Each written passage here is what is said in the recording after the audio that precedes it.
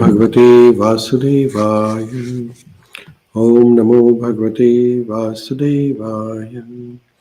Om Namo Bhagavate Vasudevaya.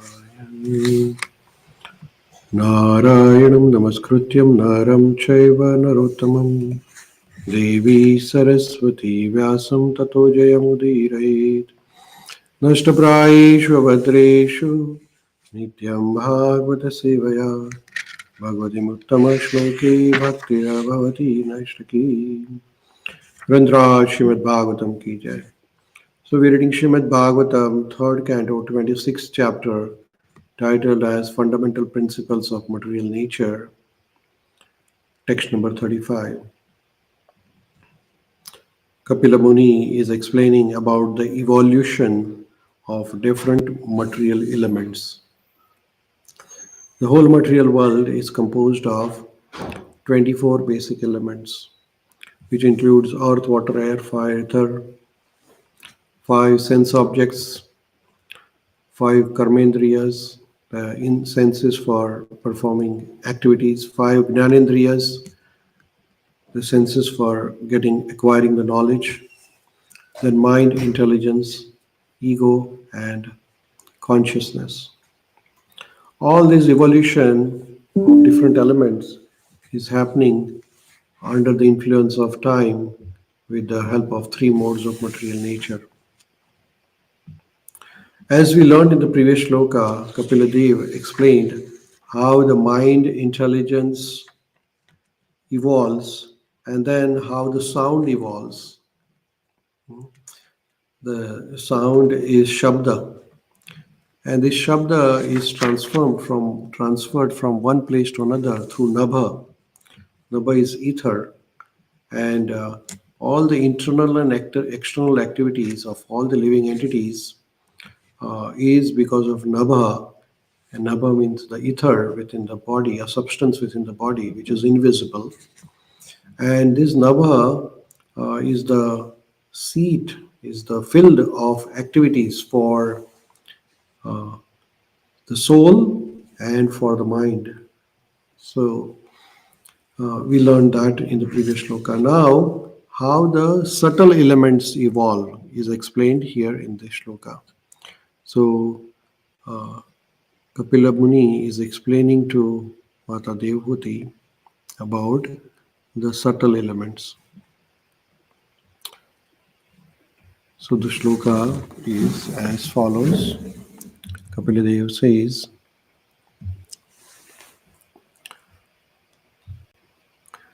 Nabasya Shabda Tanmatra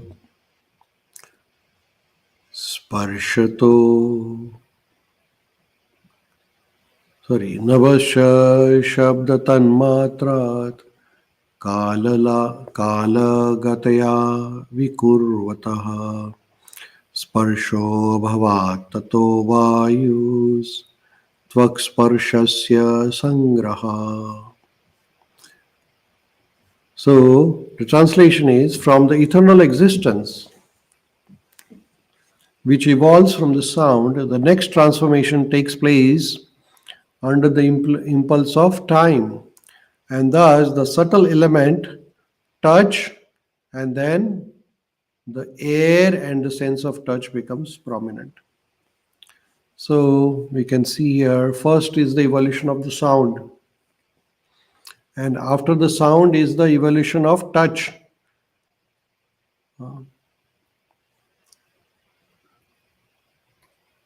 And then the touch becomes prominent. This all is happening under the influence of time. So the purport Srila Prabhupada explains, in the course of time, when the subtle forms are transformed into gross forms, they become the object of touch. The objects of touch and the tactile sense also develop after this evolution in time.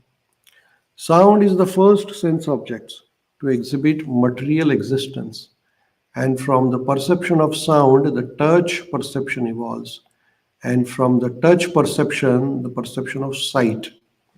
This is the way of gradual evaluation of our perspective objects. So all the objects of the senses like touch, sight, sound, sense, smell, all this evolves gradually.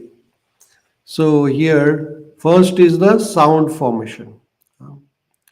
And then further, certain elements are transformed into touch. And then evolves from the touch perception, the sight evolves. So sound, touch, and then sight. That is the gradual evolution of the material sense objects.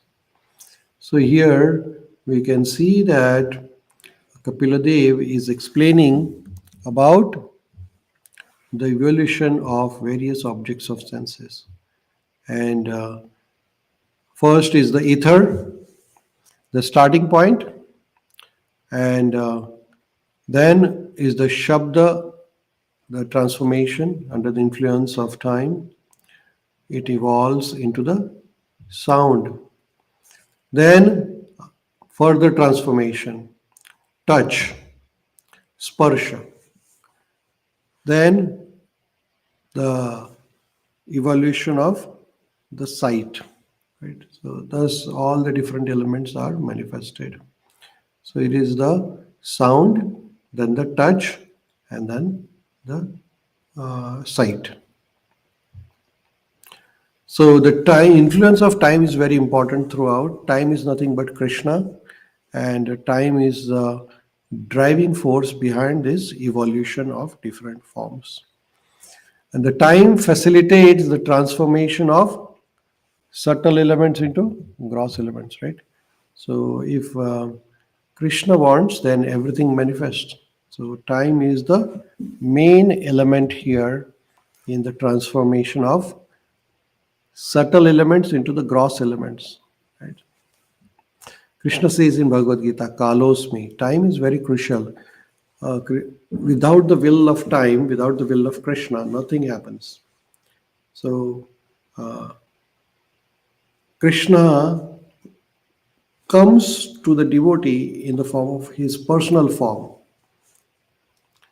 When somebody does not believe in Krishna, then Krishna comes in front of him in the form of Kala, the time. So if we do not respect time, which means we are not respecting Krishna. So Krishna, Lord Krishna is the one who is transforming all the subtle elements into gross elements.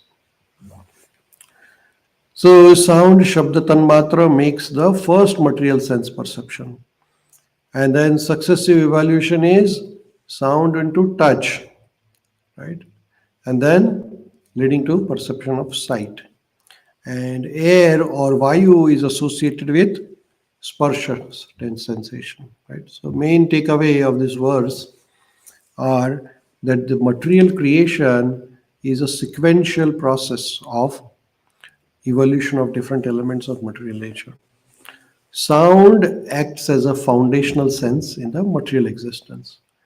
Touch and air emerge under the influence of time, and then gradual transformation leads to complex sensory perception. So, with this, we will pause here of our study of Srimad Bhagavatam and we'll continue tomorrow. Randraj Srimad Bhagavatam ki Jai, Srila Prabhupada.